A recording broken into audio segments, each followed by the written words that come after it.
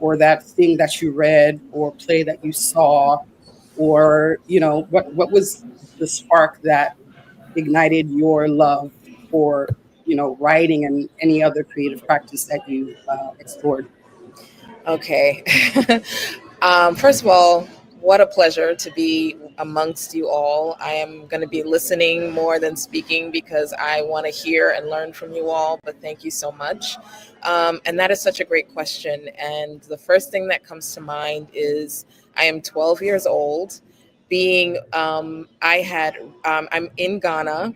My parents had sent me to boarding school in Ghana. I was bullied mercilessly by my schoolmates. And one particular episode, and I'll give you a little bit of a highlight of it. But basically, I had written a letter to my parents complaining about how miserable I was. I was like, "The school is dirty, and everyone's bullying me." And Mhm. someone broke into my trunk and found the letter. So I come back from scripture union thinking all is well. And then I enter my dorm and I am surrounded by people waving this letter at me and shouting at me and, accusing me of all the things. And I am weeping. I'm like under my mosquito net on my top bunk, weeping. And as I was going through it all I could think was this would make a really good story. And that's when I knew. I was like, I need to write about this because this is so wild. And that's when I knew. That's amazing. You're like basically turning your trauma into your profession. So thank you to all those girls that bullied you back then. Look at you now.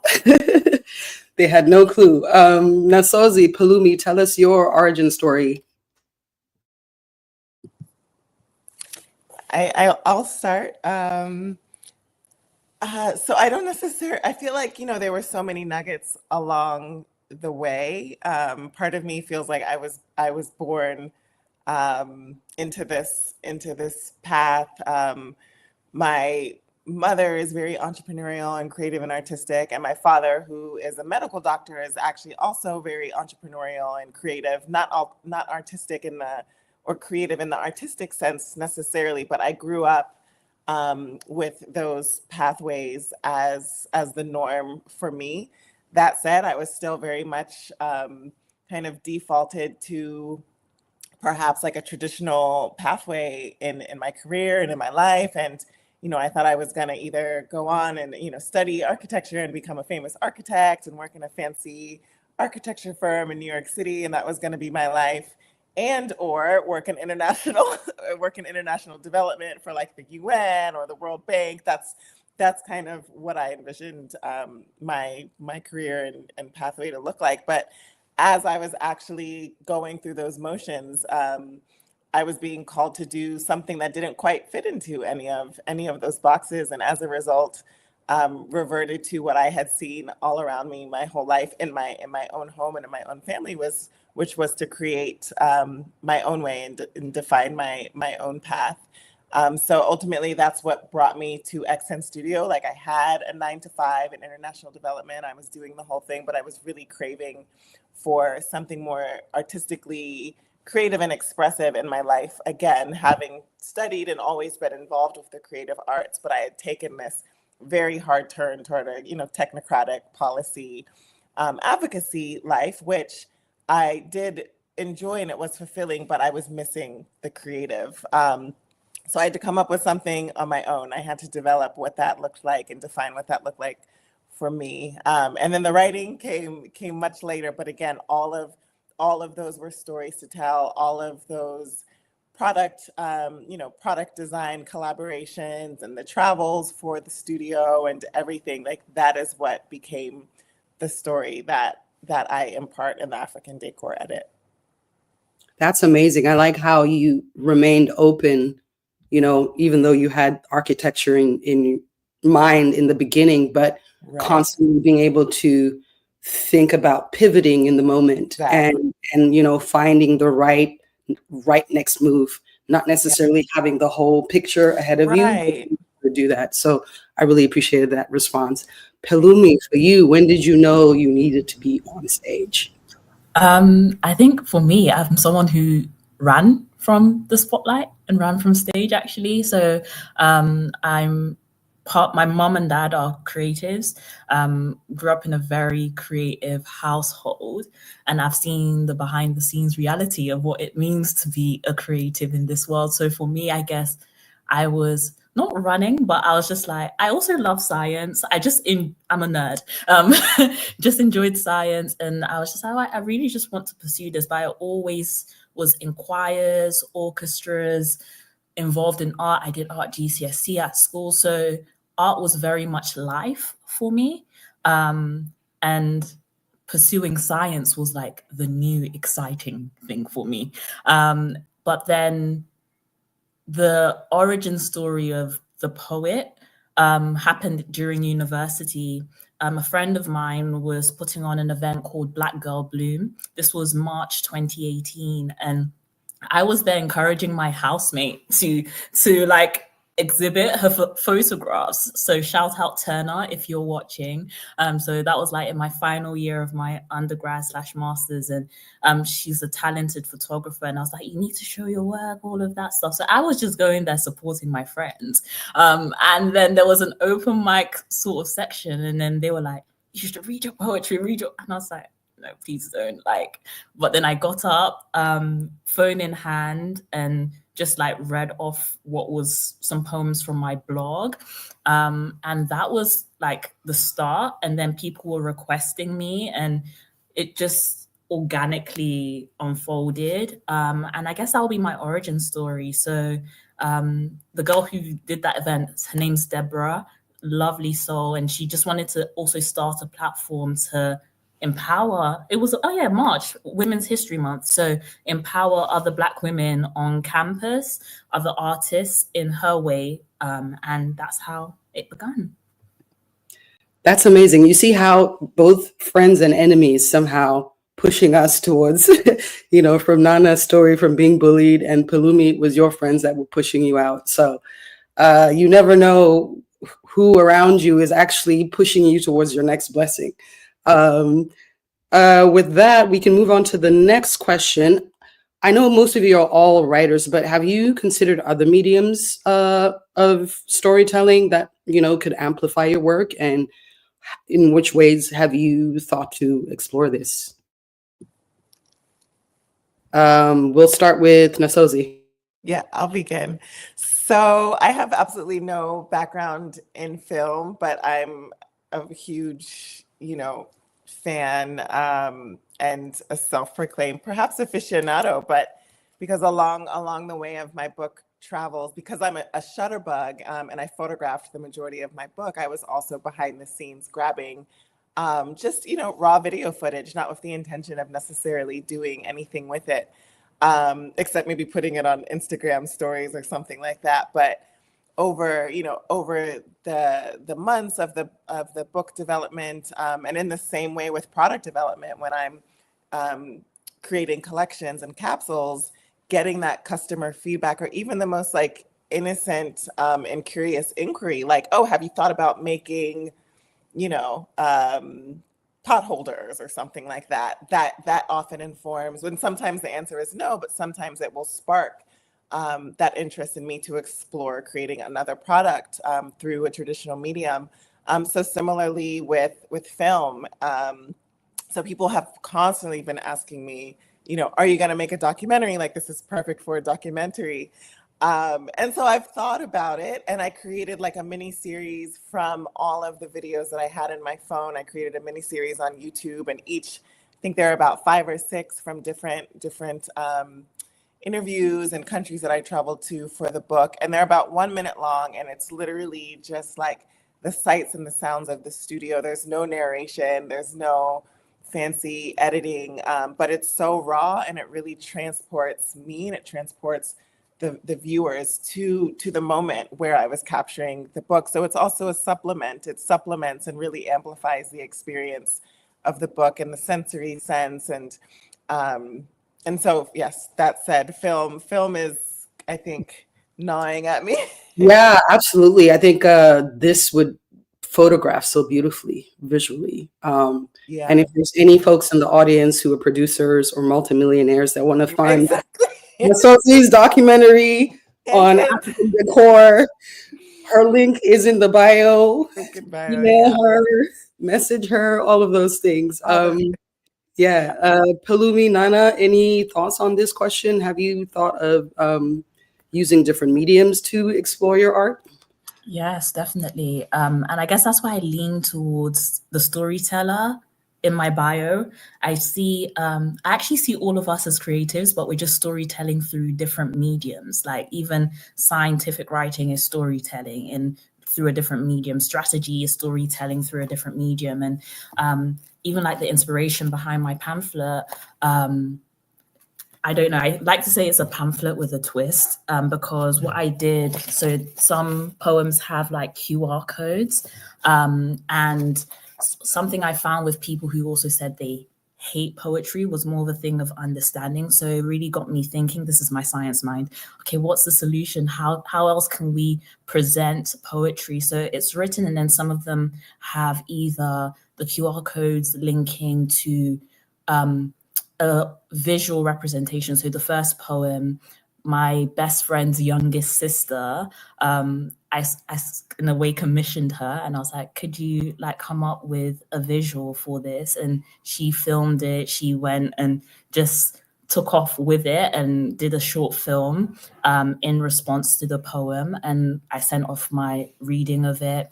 And then I have like my little cousin, she's not so little anymore, but she did some illustration on one of the poems.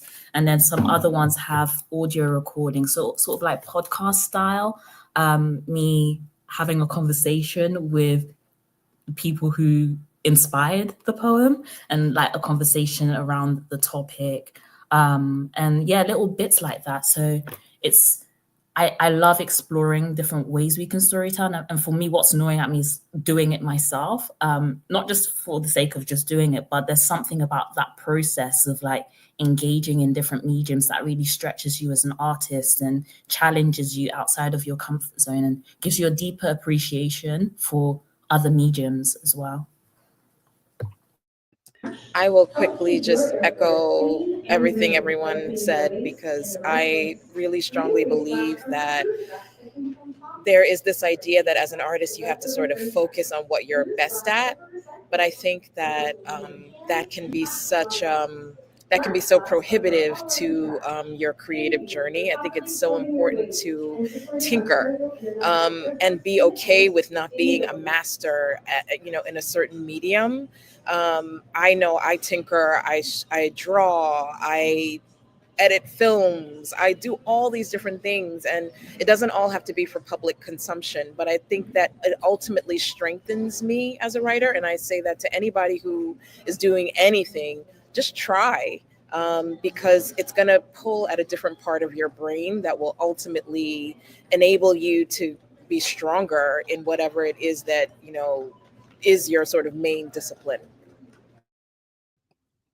Thanks so much for that answer, Nana. And it also kind of yours and Pelumi's response kind of speaks to the next question, especially considering the new creative landscape, right? AI, all of this Afrofuturistic language around storytelling.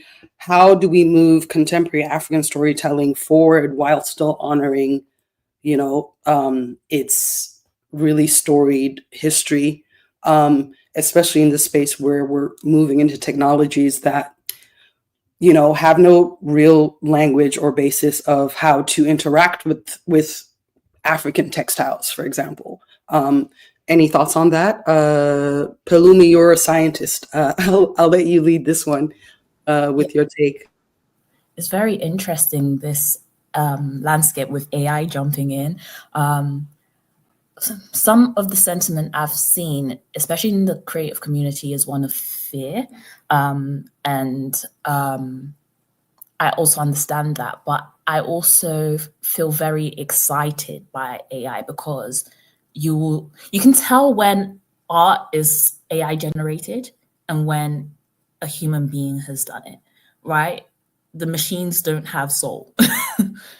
We can get into an ethical conversation. The machines don't have soul. They don't have the histories that artists embody as they are pouring that into the work that they produce and push out into the world. So I feel how we can push the contemporary African storytelling forward is to go in boldly, right? Go in boldly with our histories, go in boldly with where we've come from. A lot of our storytelling is also oral. So I think there's a power there in terms of preservation, in terms of how we document these things that have often been passed down around kitchen tables and late at night. How do we pass on these stories in a way that the modern audience and even the global audience understands it, appreciates it, without fear? I think a lot of fears around like appropriation, will other people steal? But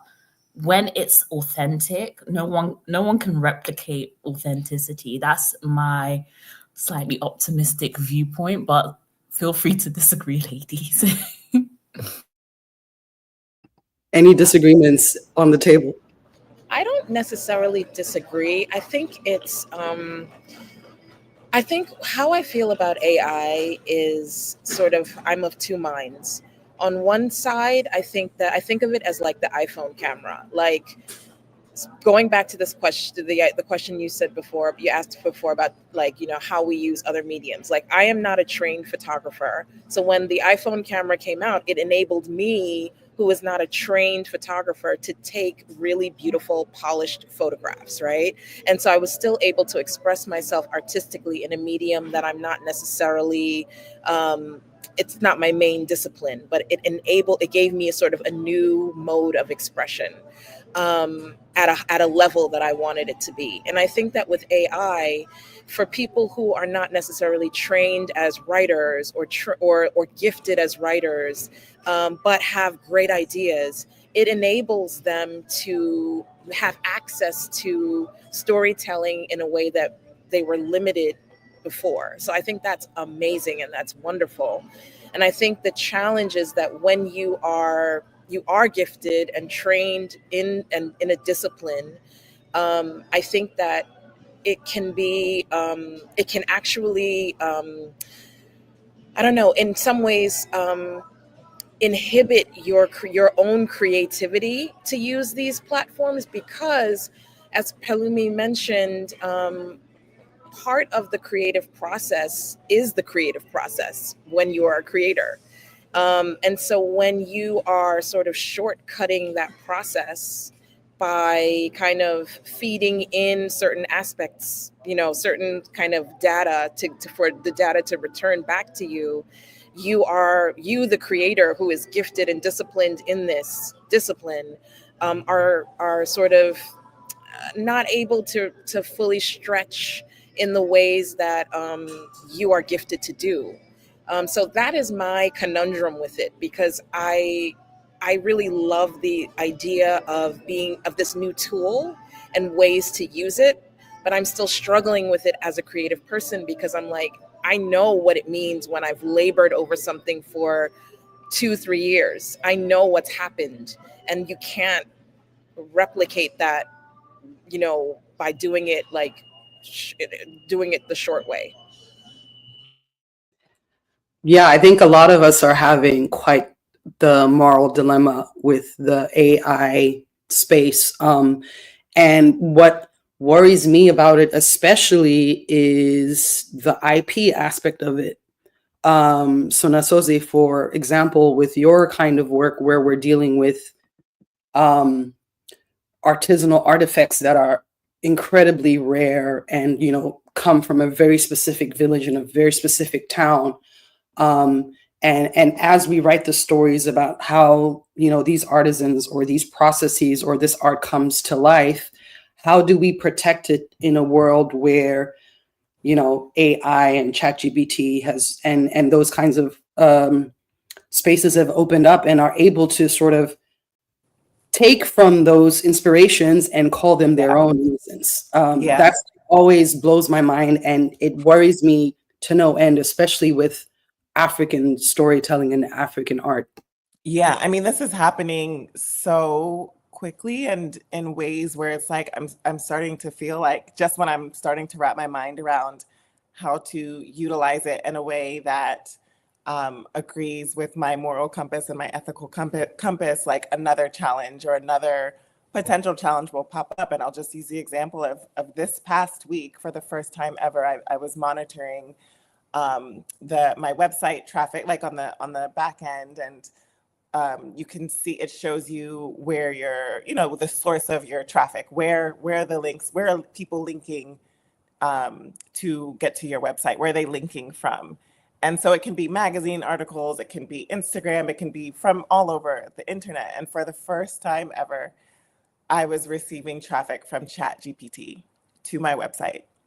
And I don't know why. I don't know in what context, in what manner, but I'm very curious. But there's really no transparency for me to understand. Like, was one of my blogs coming up as a source for information?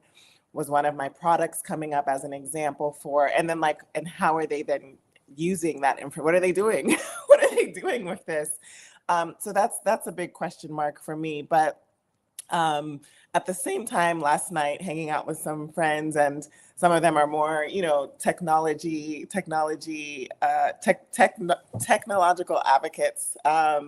And so when they asked this question around my book, something similar, and their default understanding of my IP and advocacy work went toward blockchain and went toward utilizing AI as a monitoring device and kind of as a checks and balances, because that is a significant part. And that is also something that I just started to scratch the surface on and wrap my mind around earlier this year, because, once you have the designs protected, and maybe we'll get into that later, like, it's a constant monitoring process to make sure nobody else is out there copying the work, because you're then in charge of enforcing the copyright. So technology and AI does have a significant role to play in that, for that would benefit, and that does benefit the artisans and the protection of our cultural heritage. So, it's a fine line. We're still figuring this out. But,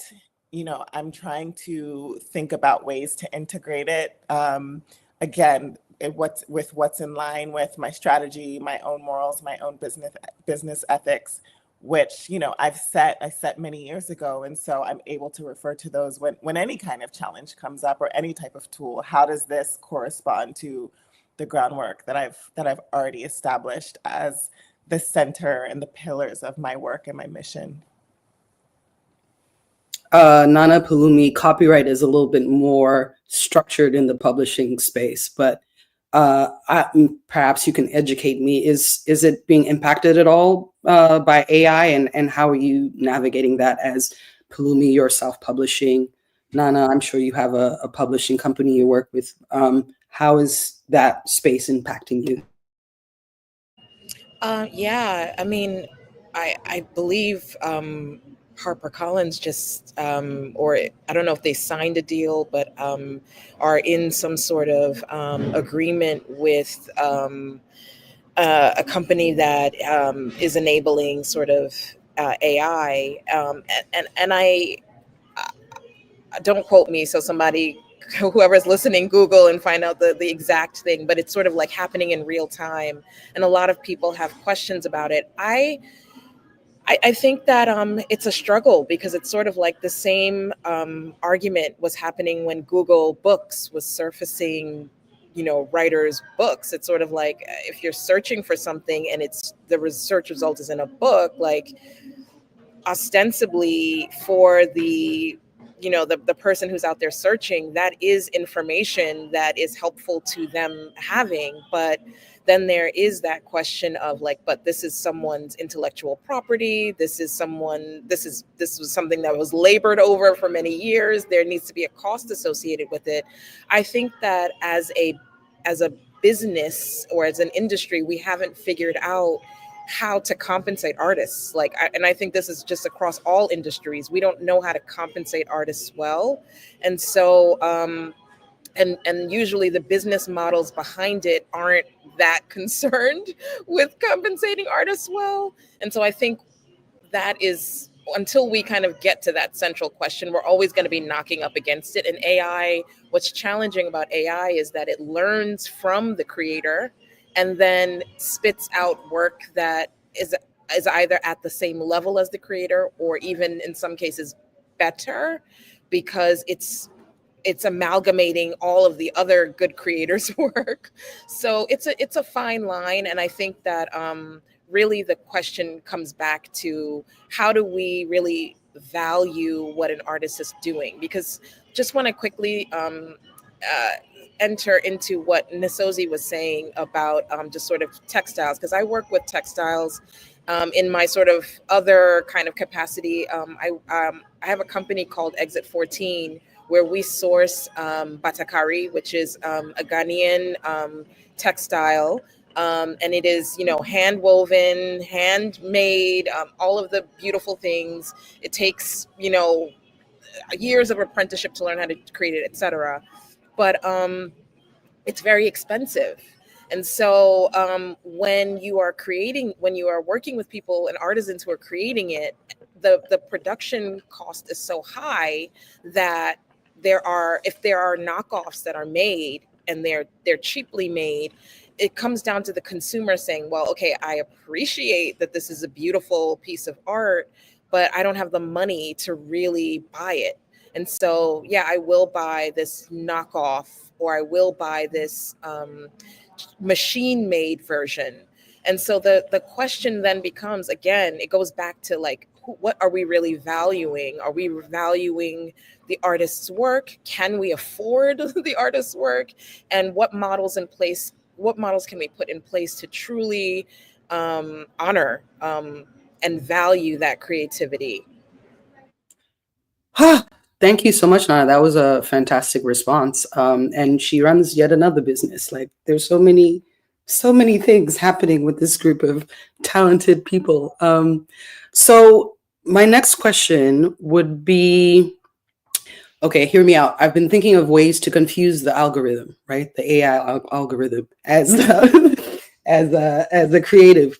But most of us here are in the diaspora. We're immigrants or first generation in some capacity, probably speak a language or two or seven.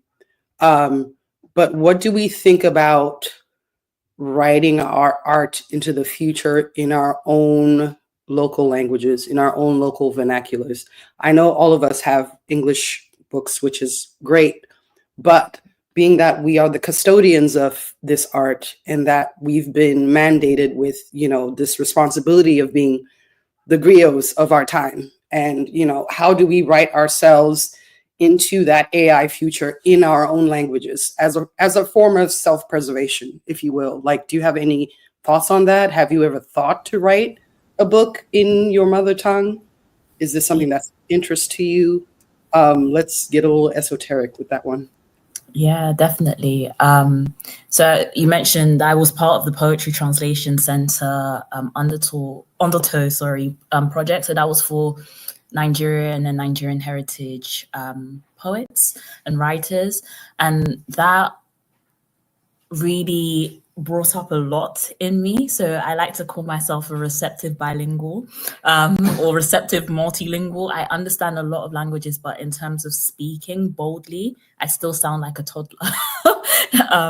But I understand at a level that maybe my mom or my aunties are speaking to me and I'm responding in English. I understand, understanding's there on lock. So now when it comes to writing, that is where I'm pushing my pen a lot more and going deeper. During lockdown, I decided to take Yoruba lessons via Zoom, and that sort of started something in me. And part of the reason I also went down the self-publishing route is, especially being here in the UK, sometimes you may send a manuscript and an editor will see Yoruba and say, I don't know what to do with this, and it's no fault of theirs, but then it's also a very challenging thing for multilingual writers and artists trying to push their work out there. So I had to back myself. I had to learn on the job okay, how do I do this? Very much a crash course in parts of publishing, and I'm still learning. But for me, in terms of writing into the future, I'm particularly interested as a Yoruba writer and poet. How do I push the narrative forward with my poetry, especially from my unique experience as a Nigerian, British, 1.5 generation, that's another story for another day, female writer. And a lot of my thinking and my practice lately has been about, like, what does it mean to write through the female gaze? What does it mean to write through the Nigerian female gaze? Also, I have a lot of friends from different parts of Africa as well, and like the lens is different. How we view things is different. We're not a monolith as Black women. And how do I honor that? Because there is that thing of, once you put words out there, sometimes people can generalize for a whole group of people. So how do I remain true to myself and my experience, but then also do it in a way that makes the audience or those receiving it understand that, yes, it's my experience. I might be lying as well. I might be a fiction, like a bit of fiction there. So there are all these tensions as a poet, because sometimes I'll deliver a poem as well, and it's not necessarily my voice, but because I'm the one delivering it, people assume it's about me. I just have to be all right with that vulnerability, and learning and making mistakes in public. So yeah. That was a great response. Anyone else have a take on that? Do you feel like things get lost in translation when we tell our stories in English or French or, these other ways? Do we gain anything by potentially trying to tell them from a vernacular language that is closer to home? Nana and Asozi? Yeah, I have a take. And in short, I haven't thought about writing or producing anything in Luganda, my father's tongue, technically, because I don't speak Luganda.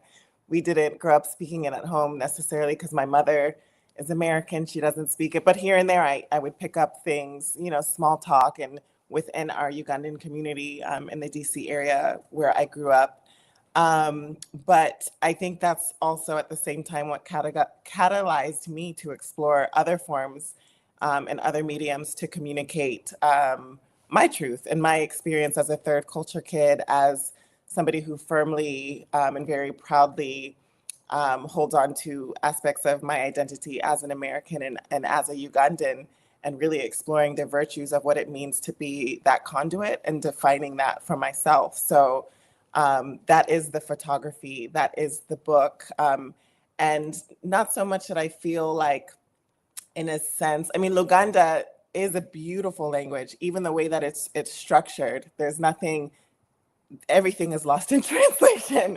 And I think this is so true for even other parts of other languages that I've come to learn through film. Like, I even know a little bit of Yoruba from watching different, now that Nollywood films, and I've, in fact, even before they started coming on Netflix, we used to watch Nollywood in Uganda. Like, there was a huge, when they were still on the CDs or whatever. So an even South African film, which in a single conversation, there can be 5 different languages happening in a single conversation. And I think that is so beautiful, the way that our people, and I think genuinely this is something that's characteristic of the continent. Of course, Africa is not a country, but this is a phenomenon that I've witnessed and experienced in all of the regions that I've been to throughout the continent. So I think that, and I believe that there's more than one way to communicate the virtues of our identities and to tell our stories. And I think that's also like one of the key attributes of this conversation that we're having as well today. So I don't strive to tell it in the language, but to tell it through my own voice and my own language. And I found that there has been, in fact, a lot of positive reception in Uganda. One of the first books that, even before my book came out, I sent some advanced copies to my family. And I mean, just the way that they were so proud to see our word and our work preserved in that form. was really the only review that my cousin, one of my cousins, just sent me like a gushing review on, not even review, a gushing response, a text on WhatsApp, and I was like, that's it, drops mic, like I've done what I've done what I came here to do. So there are different ways to receive our messages and to preserve them. I will quickly add, I love this question, by the way, because I think it's sort of like a cat chasing its tail in a way, because when I think about, like, with my novel, My Parents' Marriage, I really want that book to be in Ewe, which is one of my languages, and also in Akan, in Tri and in Fanti, because I want it to be something that I don't want to say older generations, but I think that there's something about it being in the language and expressed in the language that people who are in the context can appreciate in a way that is lost in English. That doesn't mean that I think that it is any less in English. I just think that I want to have that conversation with people who are in the context, in the language. And so I've been thinking about that a lot, playing with, like, doing community theater versions, performances of it, and taking it to different villages and really having that conversation. Because I think that, when it comes to language, it's really a question of access and, in some cases, privilege. Because and even privilege is sort of like a dicey way to put it, because it doesn't mean you're privileged if you can speak English, but or you can speak a Western language.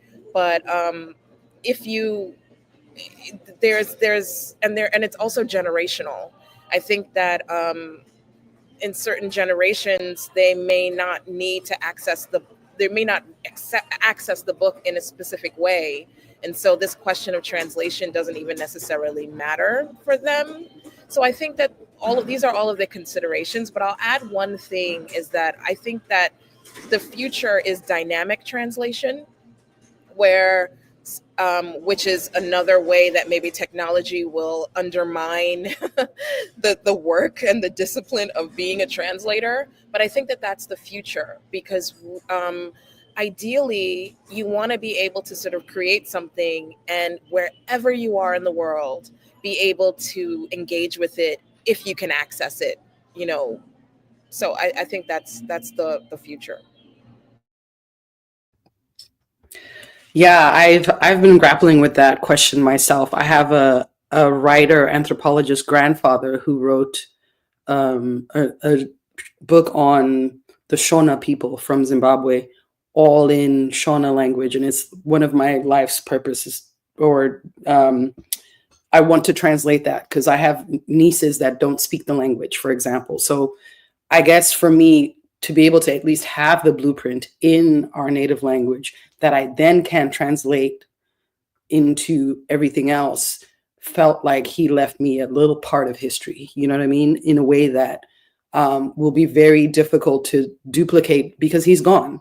And so many of our elders and our artisans and our griots and our storytellers are unfortunately moving on and taking their, gifts with them, because a lot of this was oral tradition, as we've mentioned. So it's something I'm very passionate about how do we pass on all of, their learnings, first of all, in their own words, in their own languages, because I think things do sometimes get lost in translation.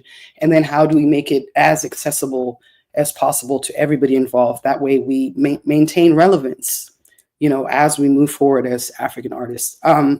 Anyway, tangent. Moving on.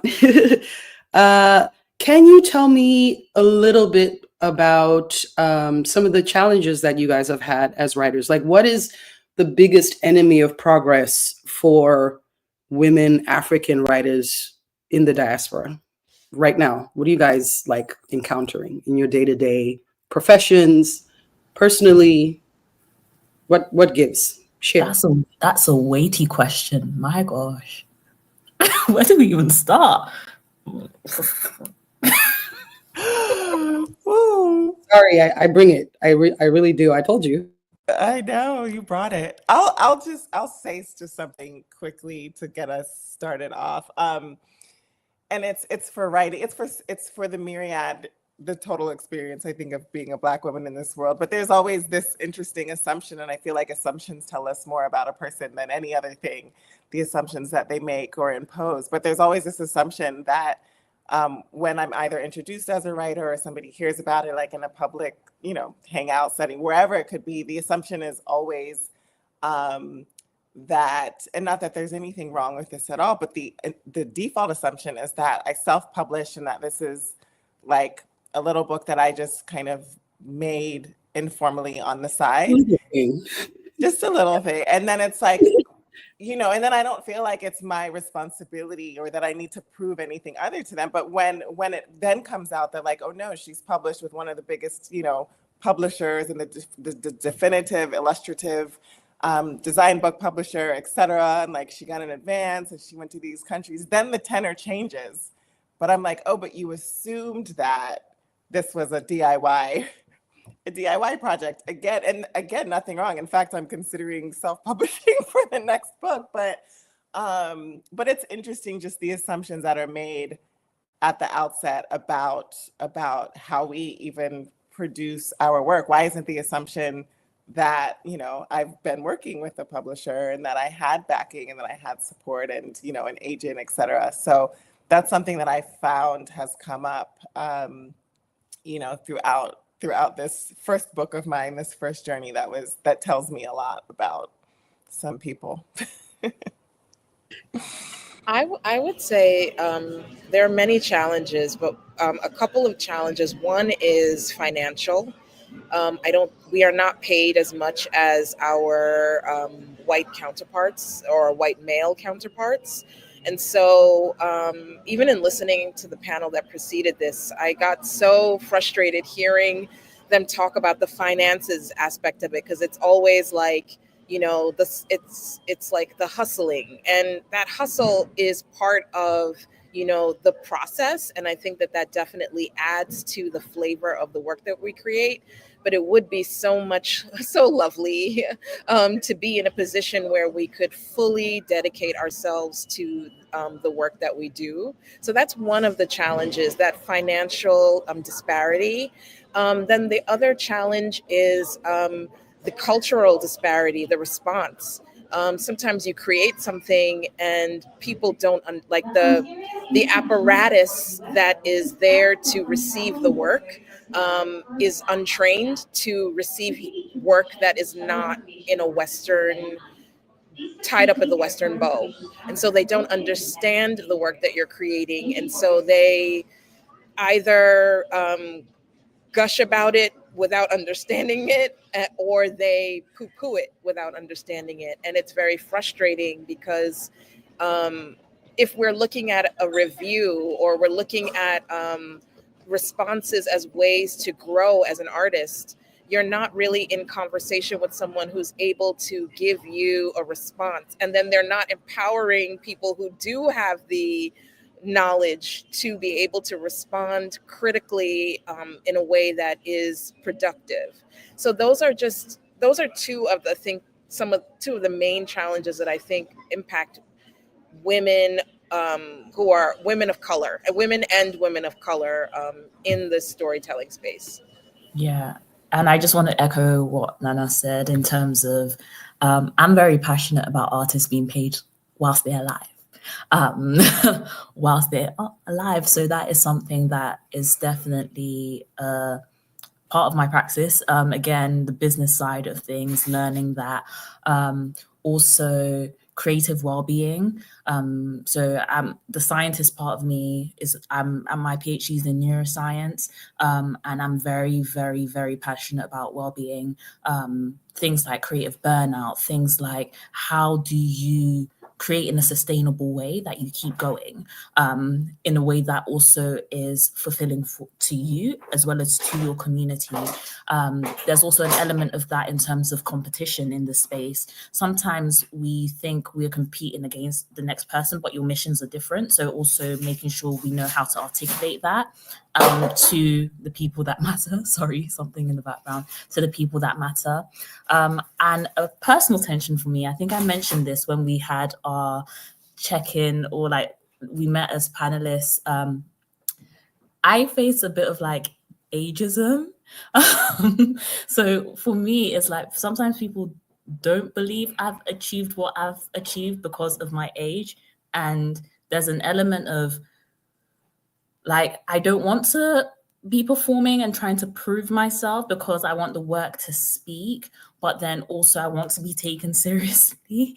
And there's an additional thing of navigating different spaces. So assumptions, like Nasozi said, in terms of in mainly British spaces, I'm sometimes too Nigerian, and in Nigerian spaces, sometimes I'm too British. But I'm both. I'm genuinely like, I am both, and it's not a thing of discounting my Nigerianness or my Britishness. It's like the 1.5 generation thing is a legit thing, and that's another story for another day. But those are some of the challenges that I face personally. Yeah.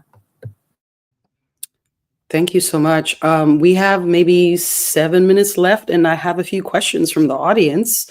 From Dominique, you all spoke about preserving your work, but I'm curious, how do you maintain self-preservation? It's a lot that you've mentioned, balancing being a woman, being a Black woman, AI, all of these very many things. But how do we preserve ourselves and our souls as artists while we try to fight off all these outside elements? Yeah, I'll jump in. So creative well-being is a passion of mine. The power of saying no as a Black woman without further like explanation, boundaries in both professional, personal life, because our lives influence the type of art we push out, how we show up in spaces. So creative well-being is something I'm very passionate about. I'm going to plug a book that helped me quite a bit. There have been resources that have helped me, but I think one that's popular in the art space is The Artist's Way, and just like working through some of those exercises, taking yourself on artist dates. And it doesn't even have to be expensive. Things like taking pockets in the day, maybe on a commute in your day-to-day job, or just to ground yourself and pay attention to life around you can be life-changing. So mindfulness practices. So yeah, I hope The Artist's Way is a resource that you'll be able to use, Dominique, in terms of the start of maintaining self-preservation.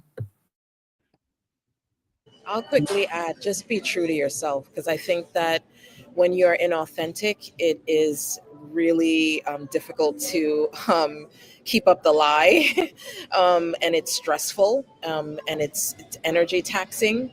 But when you are being true to yourself, it's allowing you to sort of flow into spaces that maybe to surprise yourself constantly and regenerate yourself.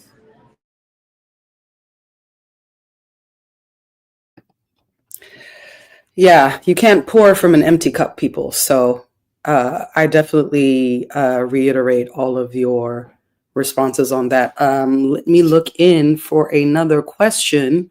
Before embarking on any literary work or creative project, what informs your process?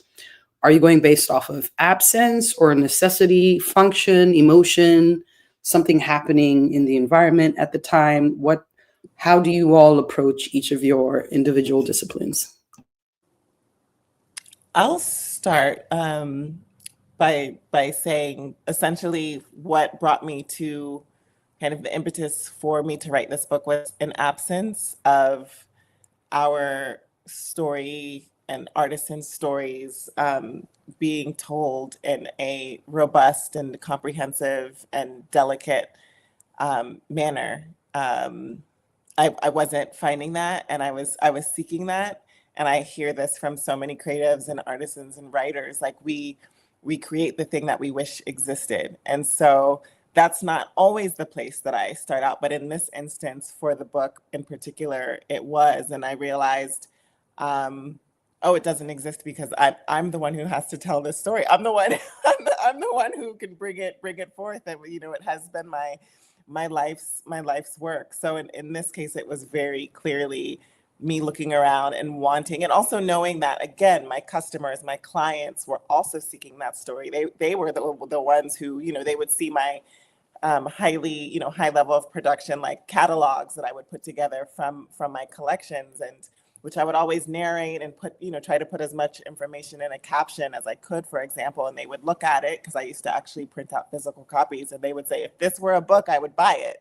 And it took me still many more years for it to really register that I had all of, you know, had all of it in me already. But it was from that absence, and also listening, being receptive to the voices that I trust, and to my clients and customer base who have somehow, like, I have an incredible customer and client base. I love, you know, I've maintained very healthy, positive relationships in that space. So it's a, you know, I learn a lot from my customers and my clients, in fact. I will quickly add that as creators, I try to remember that whatever I create, I'm going to be engaging with it for a very long time. And so I think what separates the thing that like I kind of lose steam in creating versus the thing that I'm like, I want to work on this forever. And then when I'm, you know, I think what separates it is the passion. So I guess emotion is the answer. Like, am I going to still be interested in this 10 years from now? Yes, then yes. This is what I need to sort of invest my time and energy into. For me, it's all of the above, but especially as a poet, emotion, yes. And I'm particularly passionate about emotional and relational intelligence. So oftentimes when people see the title of my book, they'll be like, I think someone said it here. Who broke your heart? But it's that whole thing of like, when we think of love and when we think of love poetry, we immediately go to the romantic. But then I was like, but there's love in so many different ways. The love of a parent and a child, the love of like a brother and sister, the love between friends, the love of self, and if you're a person of faith, the love of God. Like, how do we articulate all of these elements of love and encapsulate? And I think that's something that fascinates me. That's the passion for me, like the different ways we can articulate this. So yeah, all of the above. I think we're going to end on that note. We will end on the love note, because that was perfect way to close out this panel. Thank you so much, Pelumi, Nasozi, Nana. This was such a great conversation. I'm energized for the rest of the weekend. It's warm outside. I'm going to go get some brunch and mimosas. Come join me if you will. Oh, I wish. Thank you so much for joining us for this conversation. Jennifer, thank you for bringing all these amazing people together. Yeah, and that's it for our panel. Thank you all so much. This was a riveting conversation. I think that we had so many questions from our live audience that we couldn't get to, but we'll share that with our featured panelists, and we'll post that post-event recap. So just not to worry, we'll get your questions answered. But no, thank you, Pelumi, Tarisai, Nana, and Azozi for such an inspiring and empowering conversation of how Black women's stories matter, and it's just a beautiful thing to witness. And but I'll let you all go to enjoy the rest of your sunny day and wonderful weekend. And again, happy Women's History Month. Thank you so much for being part of this. Thank you. Bye-bye. All right. So for our next session, we are going to be starting in just under 4 minutes. So if you want to hang tight, and we'll be back shortly. Thank you.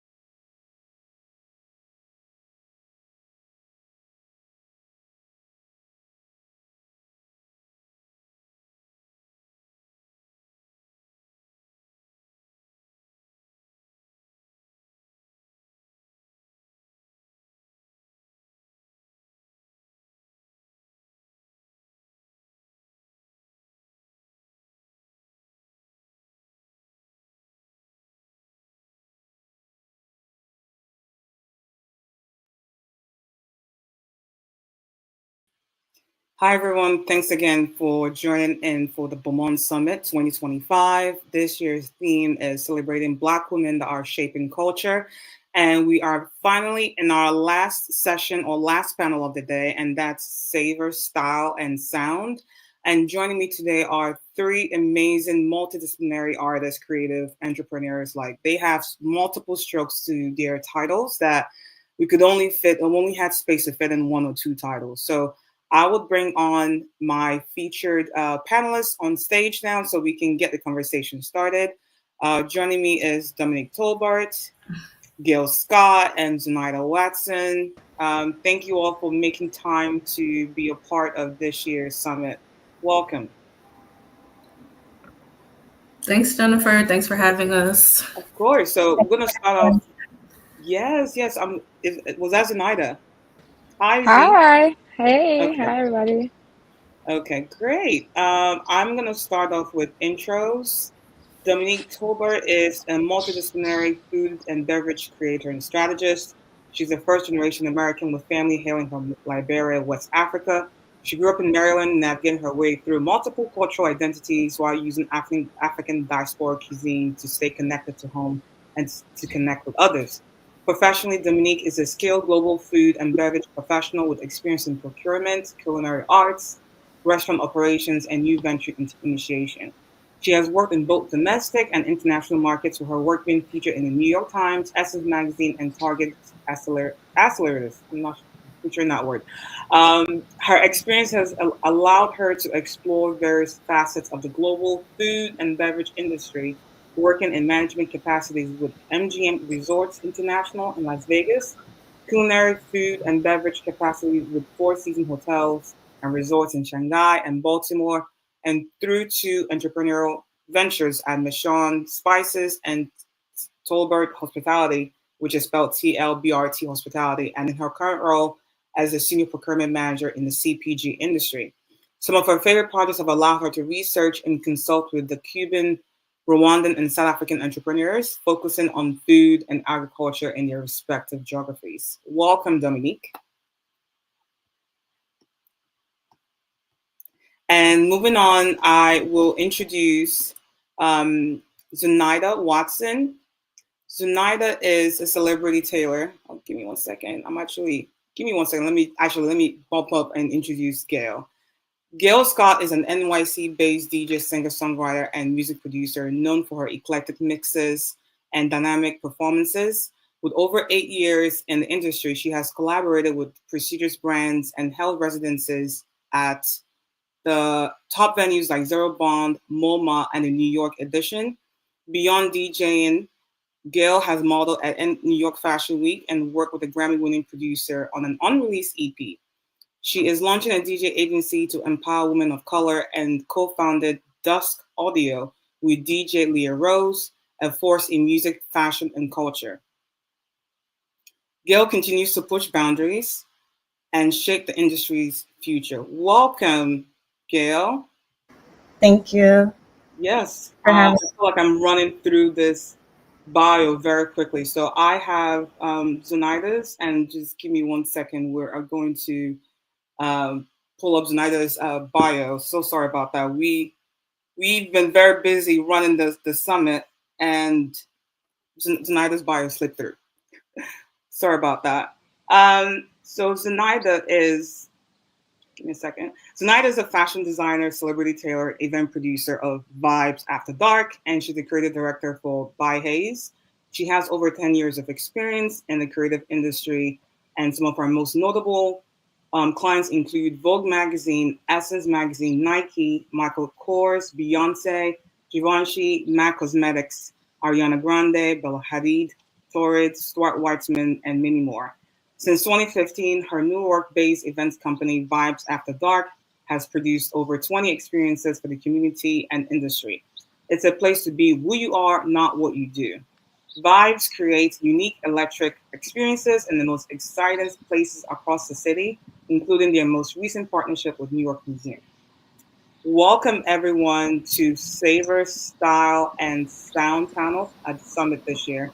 And just before we get started, Z, are you able to flip your phone the other direction just so we are consistent in the recording.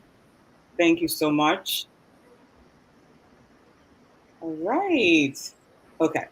So our first question to kick us off today is, as creative entrepreneurs, we are constantly balancing multiple passions while building sustainable careers. How do you navigate the intersection of artistry and business, ensuring that each project or endeavor stays true to your vision while also being financially viable?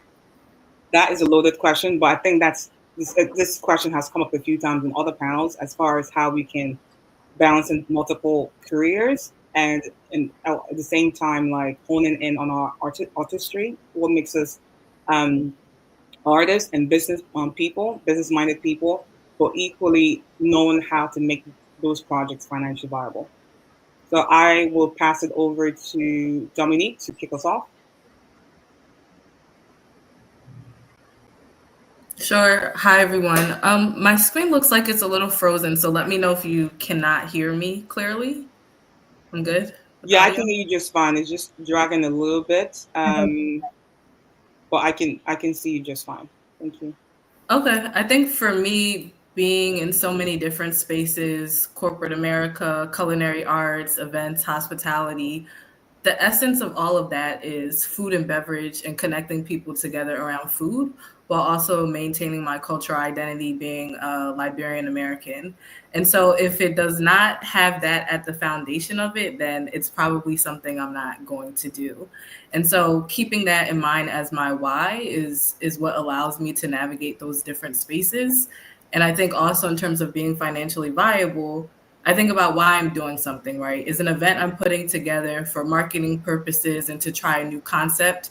If that's